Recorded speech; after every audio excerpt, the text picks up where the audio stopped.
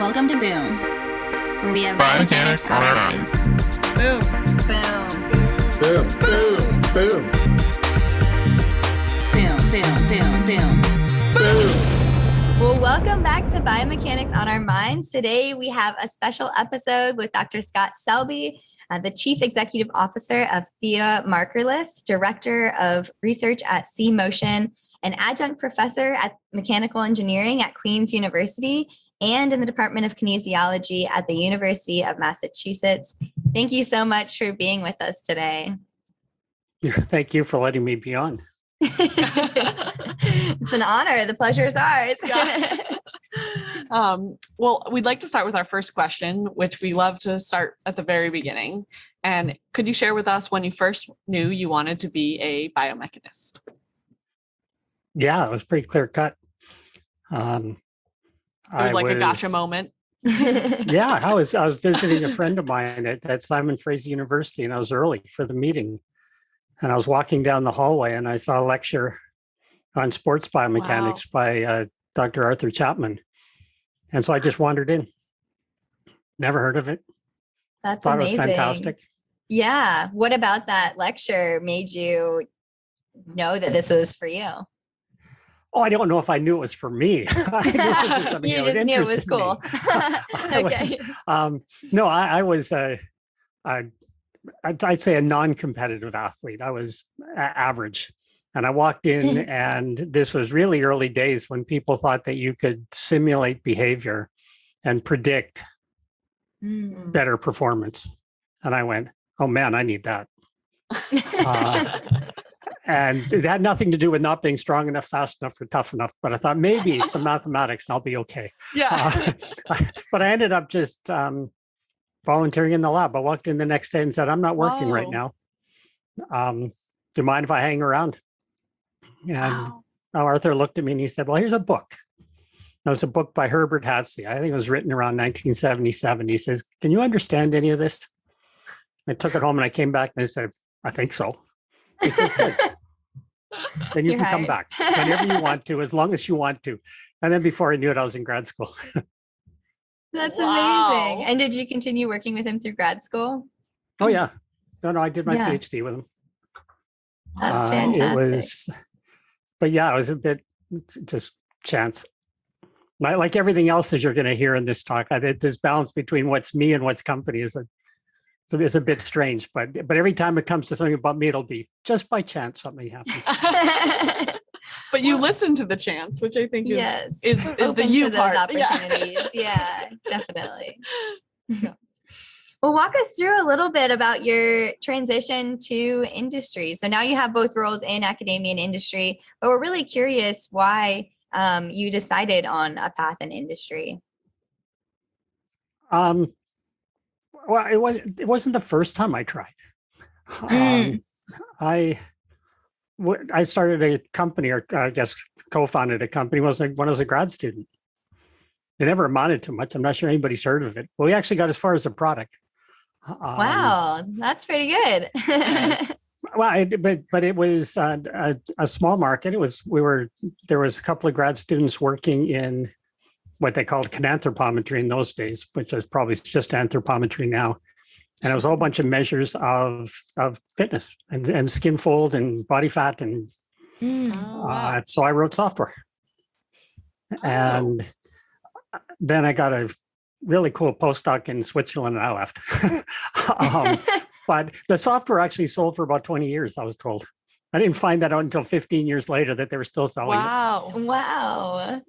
Was the which shows you how software much for royalties measuring? I got, how good I was at negotiating it.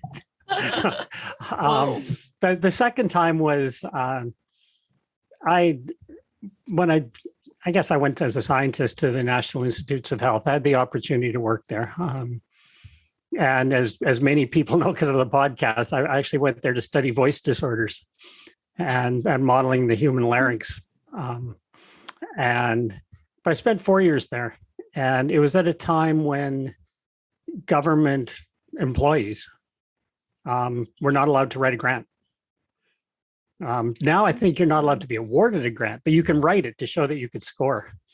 But if you end up after many years of postdoc and work as a staff scientist, and you get a job interview that says, well, how many grants have you got? And you say, none. It doesn't go very well. So, Okay. which is why they changed the rules. And so NIH employees, and they can write, and they can get their grant reviewed by study section, and they can get their score, and they can say, no, I haven't had one, but I am capable of it here. Oh. So I left the NIH. I had I left it after 3 interviews. Let's say 3 very different tier levels of university. And one of them said, I don't even understand what you do. And the other one said, no, you're probably not going to stay. And the other one said, you have no grants. I went, I'm in a bit of trouble here. I better do something. I knew somebody, a small company in Rockville, Maryland, but they were starting up a new company. So I was employee number 1. So I quit. I left the NIH and thought, I'll be employee number 1. Surely that's going to be interesting. It was fun, but as with many startups, it starts to diverge. And after a year and a half, I went, well, this isn't what I'm doing. It's going in a slightly different direction than I wanted. No hard feelings, just I got to move. I was applying for jobs, obviously. And I went to the NIH, not to the lab that I'd worked in. I went to someone for a reference letter, and I showed up, and it was Dr. Steve Stanhope's lab at the NIH. And I said, can you write me a reference letter? This work is more in line with what you're doing than who I was working with. And he said, ever thought of starting a company? And well, what do you mean? I said, well, I got this great offer for you. We have software that we've been developing. Tom Kepler started writing software in 1984. Oh my gosh. But they were releasing it as freeware. It's called Move 3D from the NIH, but the NIH isn't in the software business.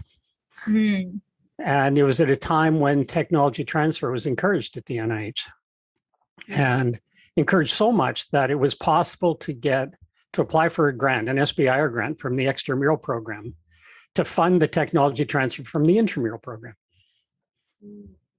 And so Steve said, well, here's the deal. I've got no money. I maybe can give you a small contract. You can write a grant. It'll probably take a year to find out if you get it, but then we'll see what happens. And I went home. So this guy without a job and a family, and my parents were visiting. My dad said, why not? Go for it. Yeah. So then I did some teaching at Catholic University, and I did some subcontract work, and I did bits and pieces until that first grant was awarded. I don't know what would have happened if the grant wasn't awarded. Yeah. Well, we don't need to think about that. But that was a long time ago. So I got into it not just by chance, as I said at the beginning here. Just circumstances were right, and I was the right person at the right time for them. And the NIH was encouraging. They funded us right past the initial release of the software. So we had probably 8 or 9 years of funding from the NIH in bits and pieces. So I'm very grateful to the NIH. And C-Motion still exists. So now the question is, this talk is supposed to be about Thea, and I haven't even mentioned Thea yet. It's helpful to get that background and learn where you're coming from and kind of the story behind it. And now I'm excited for this build up to how Thea evolved then from that. But even to see your entrepreneurial pattern, right? Even in grad school, you were writing software and doing, and being entrepreneurial. So it's kind of cool to keep seeing that pattern. When I think of entrepreneur, I think of something big that's happening. I don't think of someone just making a living. So it's kind of weird. I view it as someone just finding a way to make a living from their own stuff, from their own resources. I don't know. Thea happened because a couple of grad students, really. One grad student in particular, Marcus Brown, who's currently the president of Theia. We were doing some collaborative work on some markerless tracking in Major League Baseball with Kinetrax, but they were full up with baseball. They were doing really well, and Marcus said, "But what about the rest of the world?" Why can we do something big? And we eventually agreed that we would create Thea Markerless to build a general solution for markerless tracking and see where it went. And we're still trying. So it was, I guess, just I've been working with marker-based tracking for my career. Way back from when you put tape on with high-speed film back in the 80s, and built your own digitizer, and you built your own force platform recording software. But it was exciting. So we did it for a couple of years under C-Motion. So C-Motion was funding it because we had no idea if we could do something that, because people had tried before. People had tried markerless before, and it never quite fulfilled its promise. And so there's no way to know that we would this time. I ironically, right at kind of the beginning of this, I wrote a textbook chapter with Stephen Kadavin on markerless tracking, and there's not one thing in that whole chapter that we do now. Wow. That's science though, right? Yeah. Yeah, the technology changed so fast. It was, I think everybody knows now, they've heard it, but as soon as there was enough computing power that deep neural networks could actually solve a problem in a reasonable amount of time, then they demonstrated that an algorithm could recognize handwriting and license plates on cars and recognize people, not particularly well, but they could recognize features really quite well. Yeah. And then so someone published the obvious. Well, if you can recognize features, you can recognize features on the human body too. Yeah. And do you think that was the biggest barrier to markerless motion capture catching on previously, or what do you think about this time that really pushed It's trying to do something different. And there's still software out there. The early software was all registration based. It was trying to get some silhouette off the body. So you find some way to distinguish the subject from the background from silhouettes. And if you had multiple views, multiple silhouettes, you could carve out the space. You just say, what could each camera see? And anything that wasn't the body would just kind of peel away as if it was carving. And it left you with this blobby kind of figure that was more or less the outline of the body. The problem was it really couldn't deal with concavities very well. You couldn't see through things. It couldn't deal with one hand over top of the other. It had trouble finding if your hand was too bent or fingers too bent, it would see it as a single object. So it struggled. This feature-based approach is entirely different. We're not interested in really the surface at all. Right. We are more key points, right? Yeah. It's just key point detection. There's some trivial bits to it, and that is if you choose really easy key points like a joint. So you say, I'm going to choose the center of a joint. Right. It doesn't matter what angle you look at a picture of a leg, you know where the center is. So it's pretty straightforward to build up a neural network that can recognize joint centers. But that's not biomechanics. Joint centers aren't biomechanics. Joint centers are connect the dots. Biomechanics is, 6 degrees of freedom. Right. You translate and you rotate. So if you've only got joints, you don't have 3D biomechanics. So how do you get the other features? And then you have to live with the fact that the neural network expects a feature because you're training it. Right. I mean, I think everybody's kind of got this idea that they know that you have to train it. They know that you have to take pictures or videos, and lots and lots and lots of them. Right. And you have to pick out a bunch of features on the body. And once you get past the obvious features, then you're trying to find features on the surface. Not quite random, but features that you can do reliably over and over. We started out thinking it was like markers. Could we just find a virtual marker? So we'd put markers wherever you would normally put markers for tracking. Yeah, that wasn't really particularly good. Because it wasn't particularly reliable. Right. And so you have to be a little bit more clever. And you get old timers like me going, I know what to do with markers. So let's start with markers. So we'll replace markers virtually. It's not quite that easy. But anyway, so you get markers on the body. And like marker-based tracking, the more markers you have, the more complexity is in the model. Mm-hmm. Mm-hmm. And so you build up this set by hand annotating images. You build up a set of features and you train a network. And our next release is about, I think it's 81 features because we're still holding some back. Oh, wow. So that means in every image, 81 features have been identified. Wow. And that's enough features to build a model that you can do biomechanics with. Wow. But it's really not like any optimization problem that I grew up with. And when I grew up, every time you added a variable to the optimization, if you add one more variable to the objective function, you run the risk of local minima and you run the risk that it won't solve. Mm-hmm. Yeah. In these neural networks, every time you add a feature, every feature gets better. Yeah. Yeah. There's never a downside. Yeah.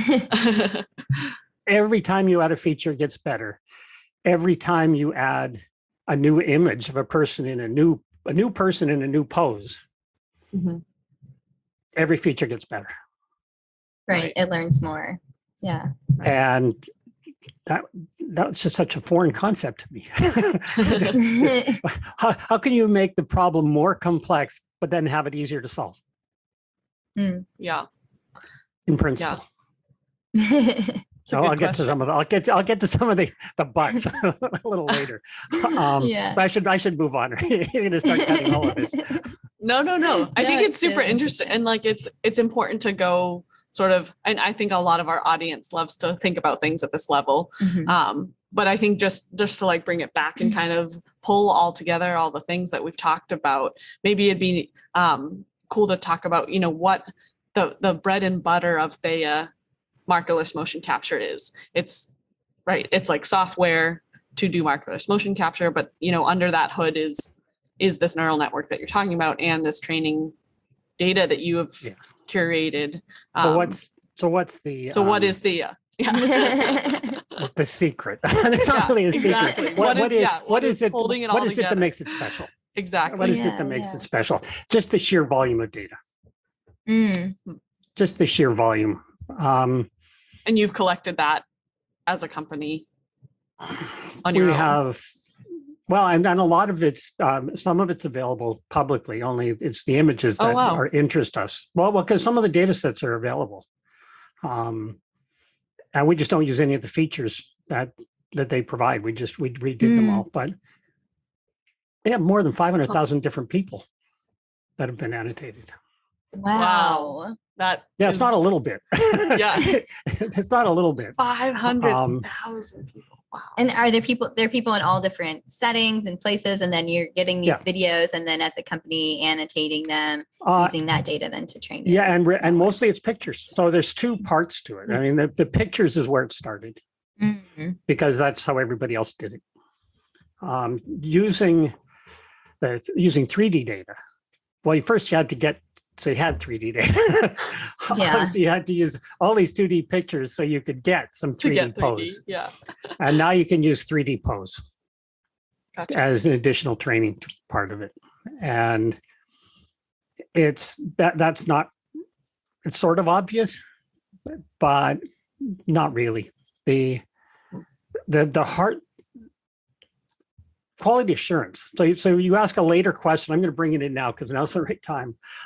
Failure. Yeah. You asked about, but I'm going to take it as failure as a company, not so much failure as me. A failure that we resolved. But new data was important.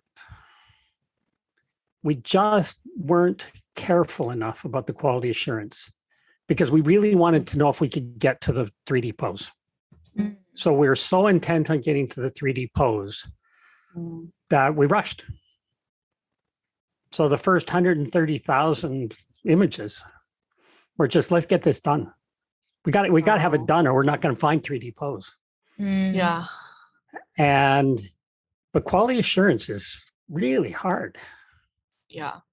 Especially with Everybody's, well, it's one of the big data. criticisms. If Yeah. people annotated manually, Yeah. and that's the source of your data set, how could it possibly be reliable?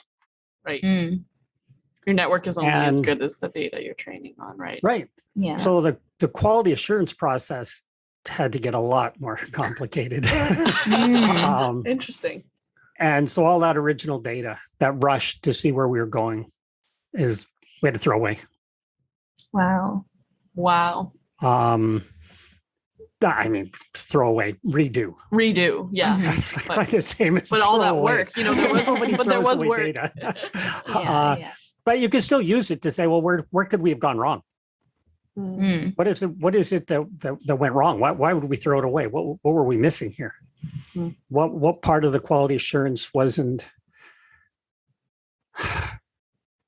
good enough? Yeah.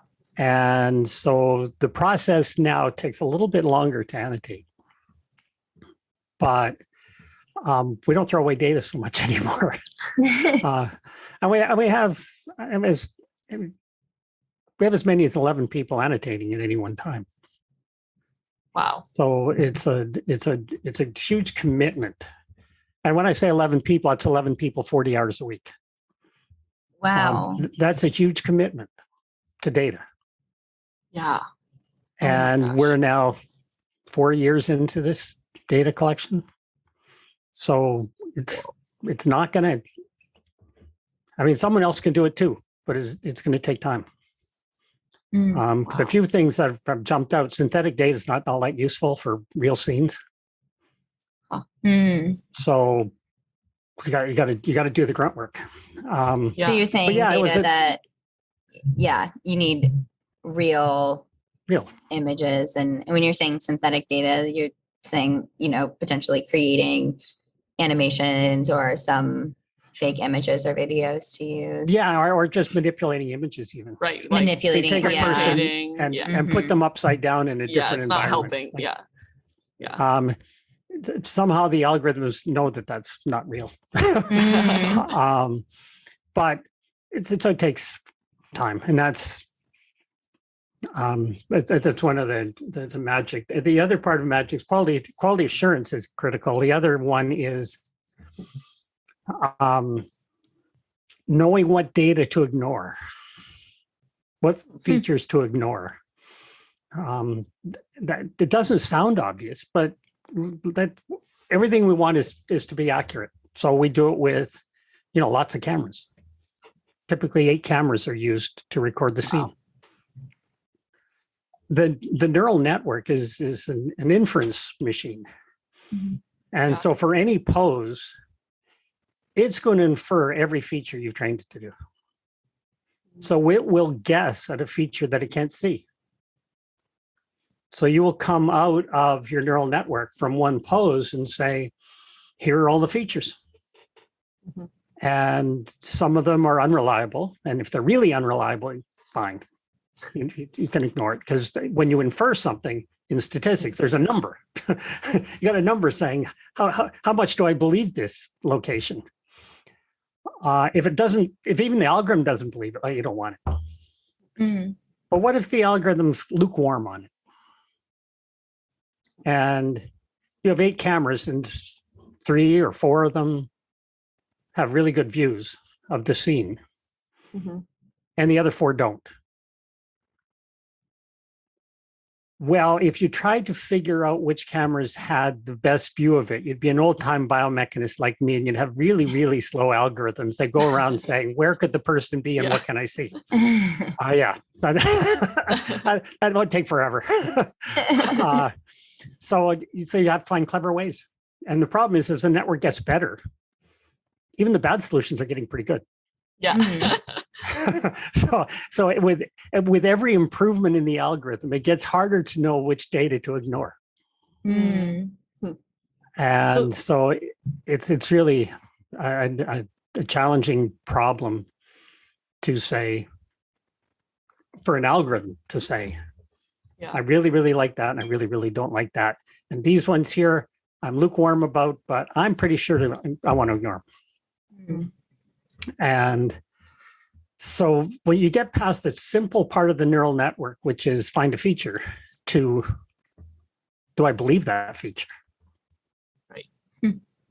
And so it's just experience, more and more experience. And you keep looking at it and you go, surely the camera knows it can't see that. Surely it knows, because these things seem to know everything, but they don't. I think that brings up an interesting question that we ask ourselves very often in validating any kind of tool, like what is good enough and how do you decide what's good enough? Like you've got years of experience in trying to figure out what is good enough. So we're just wondering what that process is. No, I want to just crawl under the table right now. That's just that this is a minefield. It seems obvious for some of the things where like, okay, well, that's clearly not a joint, or that's not the key point we were going for. Those things seem unacceptable. But then how do you said like kind of those closer, more ambiguous examples. Good enough is a really wishy-washy answer. Good enough is based on the question you're asking. And your intent. Why you asked it. What were you trying to learn from the data? I'll relay a story. I won't say his name, but early on in C motion, we were hyper focused because marker-based tracking has some challenges. And we were really, really hyper focused on figuring out how to calibrate the volume well. So we weren't camera manufacturers, but we were the end result. The data all ended up sitting in Visual 3D. So we were supposed to figure it out. So a little bit hyper focused on calibration and defining reference frames and defining all this stuff. And I walked into a laboratory of a good scientist, very good scientist. And I looked at his system. I said, how do you calibrate that? He says, I don't. So what do you mean you don't? He says, yeah, well, I don't have to be accurate. I looked at him and I went, surely you don't mean that. Surely you don't mean that. So we talked a little bit and I walked away going, I don't think he knows what he's doing. That seems fair. I didn't say anything. And then a couple of days later, we were sitting at the student pub on campus and he comes up to me and he said, you did forget to ask me a question, didn't you? And I said, I don't know. He said, you didn't even ask me what my question was. And I went, oh. He said, my experimental protocol only needed to know if the finger went left or right. Didn't need to know how far. It didn't need to know from where to where. It only needed to know left or right. So tell me how calibrating would change the answer for me. So it's all in the question you're asking. And in biomechanics now, there are tools to measure the movement of bones fairly accurately. They're not that common. You can use biplane video radiography. So C Motion has a product that we call dynamic stereo X-ray that can track a bone in 3D given video radiography data. Right. And the gold standard for that was implanting beads into the bone. Right. And then tracking doing the registration algorithms used. X-rays only have 2 cameras, so it's slightly different markerless. And comparing to bead tracking. Now, beads don't move in the bones. Beads don't move 10 years later in the bones. So if someone has beads implanted, and we have had subjects come in. Wow. One in particular had beads implanted 10 years ago. They're still there. Wow. They don't bother them. They just sit on the bone. So there's no soft tissue artifact. There's nothing Guarantee moving. that one. Yeah. Yeah. So that was the comparison for X-ray. And when you look at it, and I can show you charts and stuff, but it's kind of a millimeter in accuracy and far less than a millimeter repeatability. We think it measures a bone. If you can measure to a millimeter, you can talk about the excursion of cartilage, or you can talk about moment arms, because they're all considerably bigger than a millimeter. And so you have enough accuracy to answer those questions. Now, the volume of a biplanar video radiography system is the size of a basketball. Right. So you Not can much. do it. Yeah. You can do Motion a capture. joint. You can do a joint. Yeah. And sometimes the other leg gets in the way if it's actually walking data. Yeah. So it's, while accurate, it's just a little tiny snapshot of the whole body and what's going on. But still, there were some things we learned. So how do companies progress? You asked me about established companies. I know nothing about other established companies. I know something about C-Motion though. The established companies constantly have to look for something new, but it tends to be just a little bit new. Right. Not dramatically different, just a little bit new. So we had a project, and this is going to be related to the question you're about to ask, because everybody asks about marker-based tracking. That we were talking with Emil Todorov, University of Washington, and I was sitting down at a conference with him, and I was talking about soft tissue artifact. And for those in the audience who don't know, markers attached to the skin, or worse yet, to clothing, don't follow the bone. Don't follow the bone. Yeah. They do whatever they want to do, which is, I guess, okay, because we wouldn't want our skin rigidly attached to the bone. Right. But if you knew how markers moved on the skin relative to the bone, if you knew that, is there a principled way to remove that artifact from the pose? And the answer is yes. The answer is, it is possible to just take a statistical approach to this and use Bayesian inference, where the pose that you get is kind of your prior, so you assume is correct, but you have this other stuff. You have constraints on the system, which is a movement, and there's a principled way to get rid of it. And so I thought, oh, finally, we can deal with this darn soft tissue artifact. Yeah. We can deal with it. So we got a grant from the NIH for it. Well, the grant was really predicated on a conversation. I seem to have a lot of conversations over beer. I was sitting at a meeting with Scott Tashman, and I was telling him my dilemma. I said, all we have to do is figure out how markers move relative to the bones, and then we can deal with this.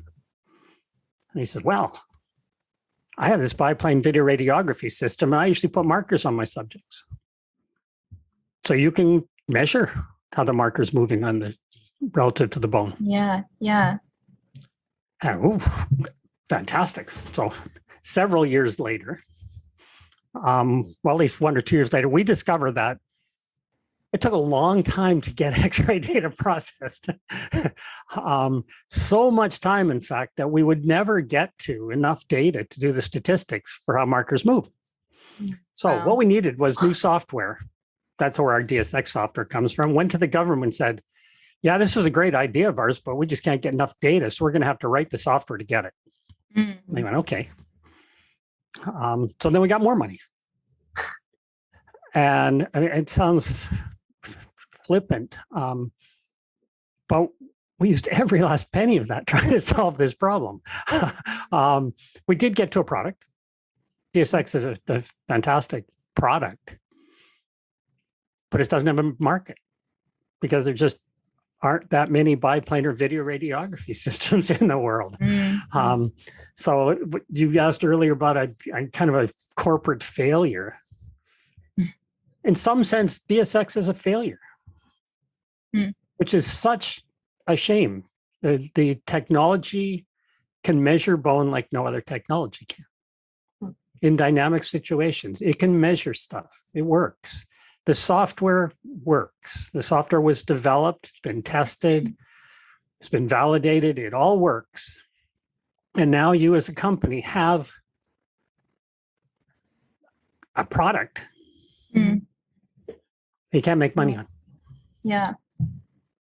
So none of the real failure points matter a bit, because we didn't actually fail at any of the in-between bits. Yeah. What we failed at was making money.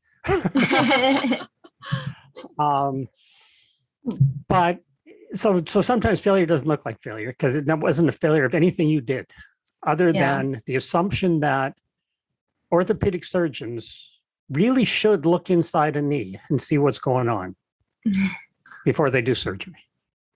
Yeah. That sounds so trite. But don't they? Shouldn't they? Shouldn't they look inside if they can? It's just not got there yet. So my guess is the failure is just a failure of time. It's just going to take time. So we'll nurse the software along. We'll get time. It's okay. Now we get back to this problem. Yeah. Even when we write this software, you got to create this great software. We start to try to model the movement of markers on the skin. And we just can't get enough data. Yeah. You just can't do enough experiments, because markers move, because the bone just moves under the skin, because the markers move because the muscle moves under the skin. So if you just at that contract moment you were your like, thigh, let's just do markerless. yeah, We're of done course. with the But if you just stand there and contract your thigh, your markers will move up. Right. And if you jump, Yeah. they'll wiggle. You breathe.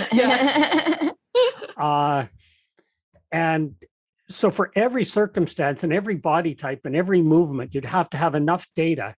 What our proof of concept do was show us that we compare the results of marker-based bone with real bone, and we get 2 centimeters of error in the location of the joint,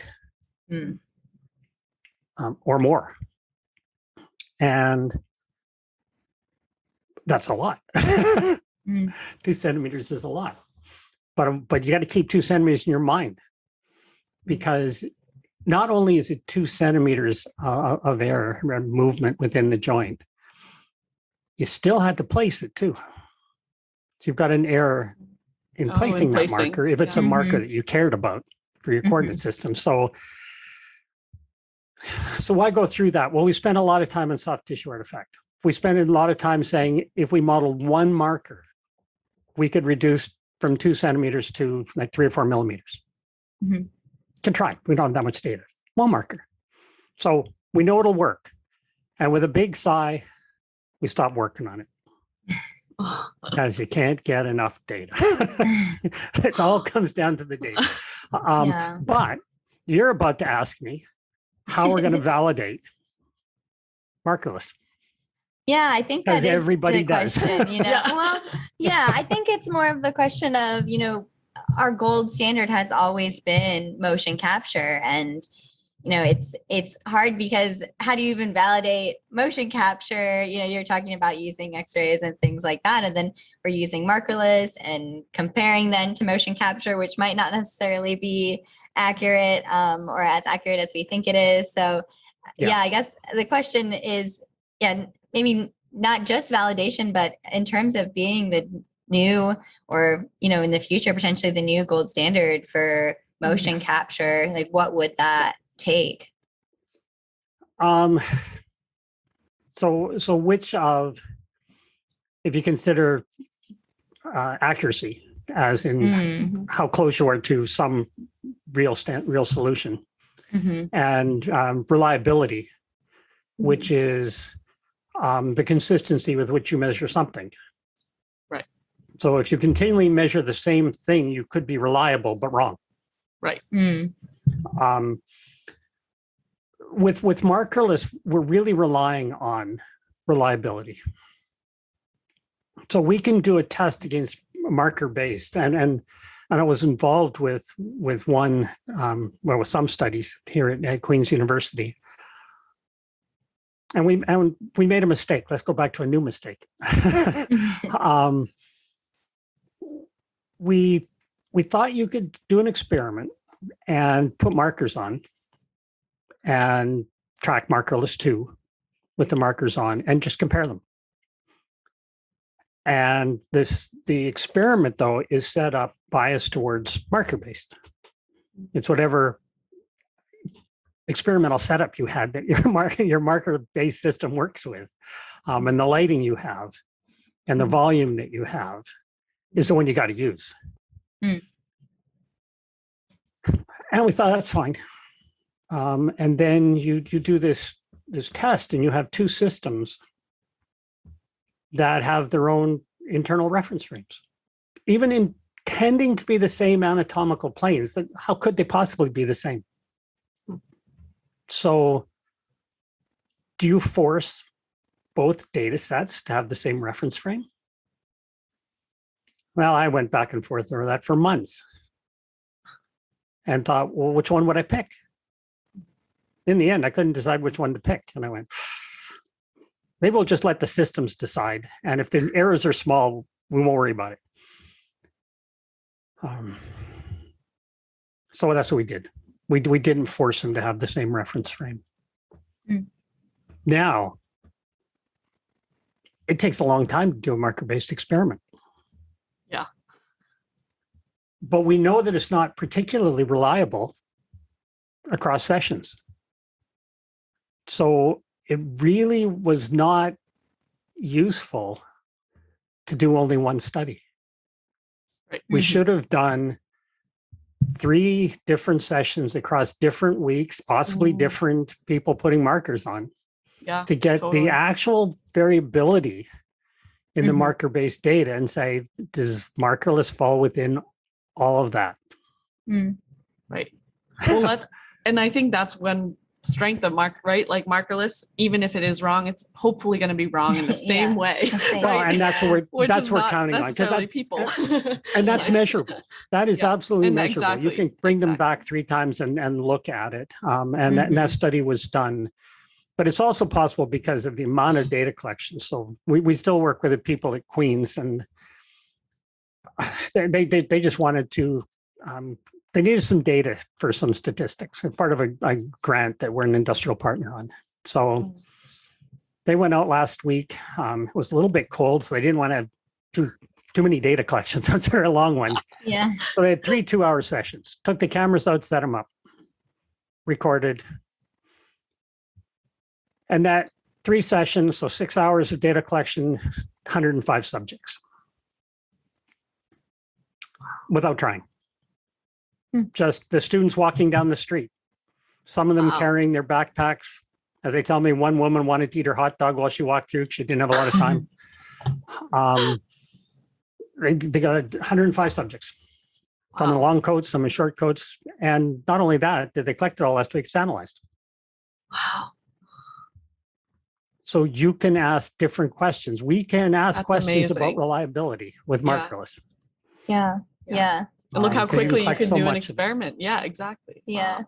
I guess on that note, go ahead. No, go ahead. I think we're starting to run out of time here, but I was curious, maybe. Well, you can cut out other pieces. True. But in a sentence or two, what has been like the most exciting, or I think like most surprising thing that you've been able to capture with markerless motion capture? Has anyone used it in a way that you weren't expecting? Not really, but I'll qualify that. And well, not really, because the market that we initially entered was the market I already knew. So I know what people can do with markers. And so nobody's come up yet with something that was, never thought of that.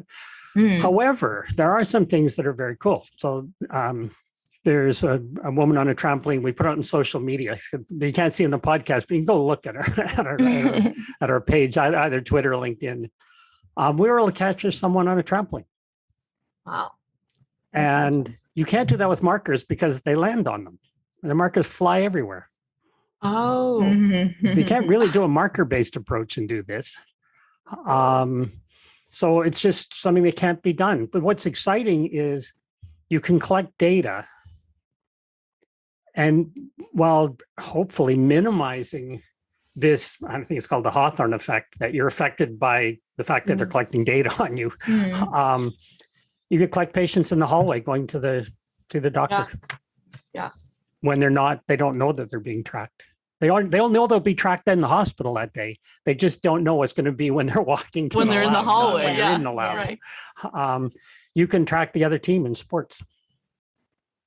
You can't put a marker on the opposing team. They're not going to let you. They can't stop you with video. So you get a full context for all of the data you're collecting.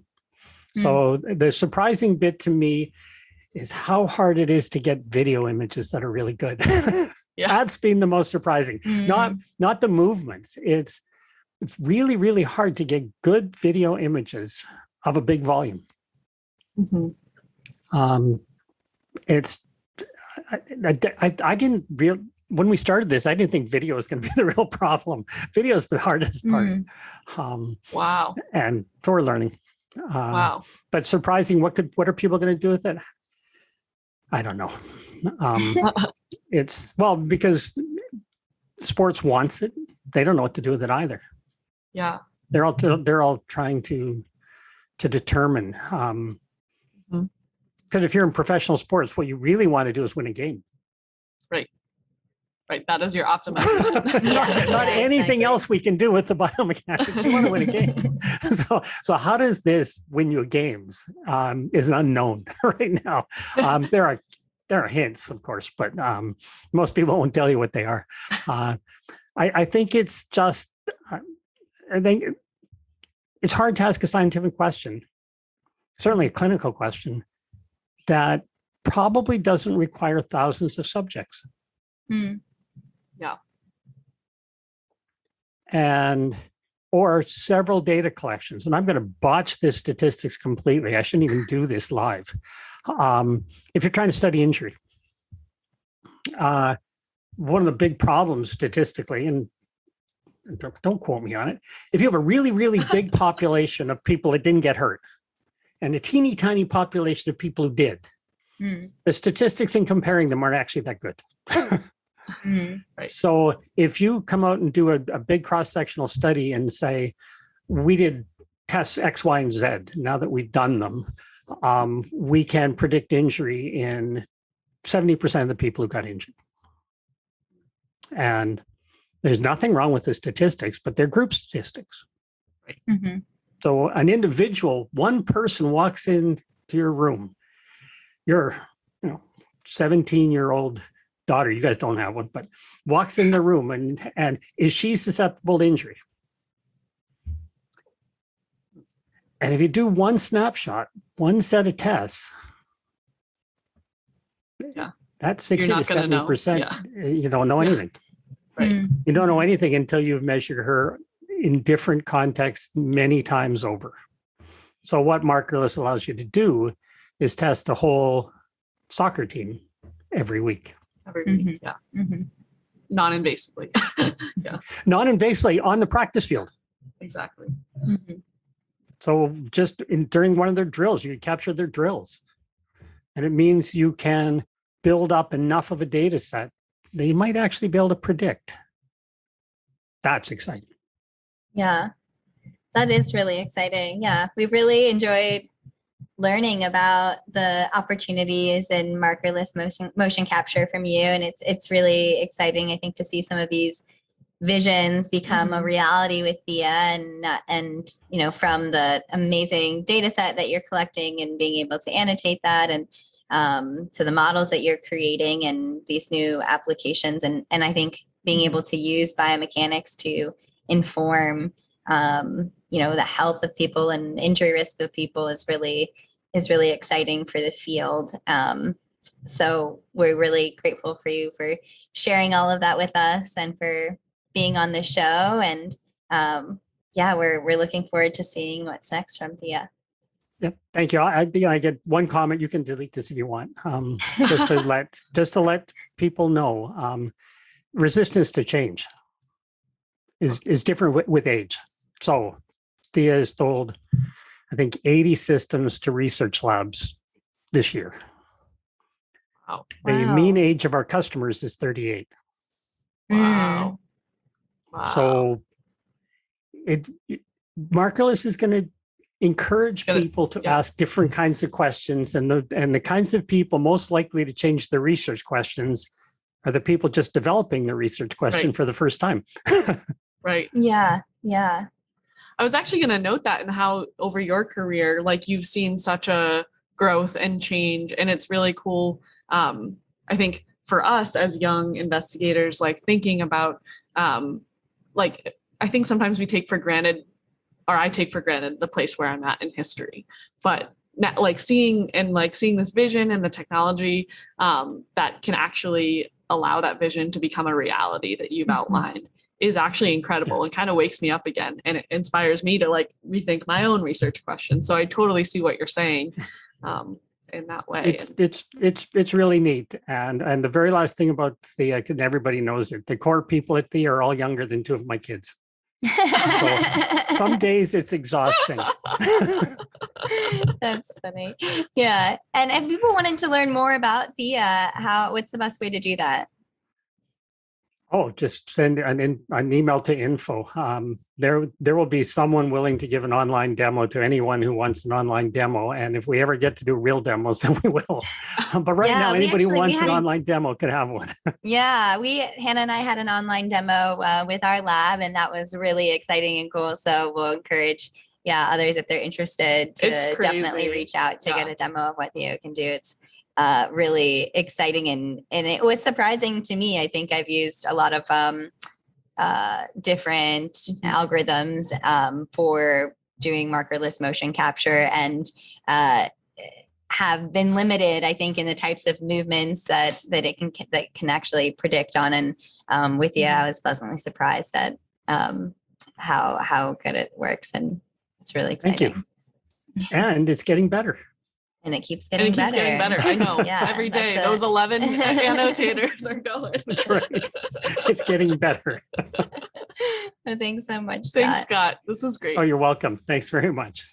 Biomechanics off our minds.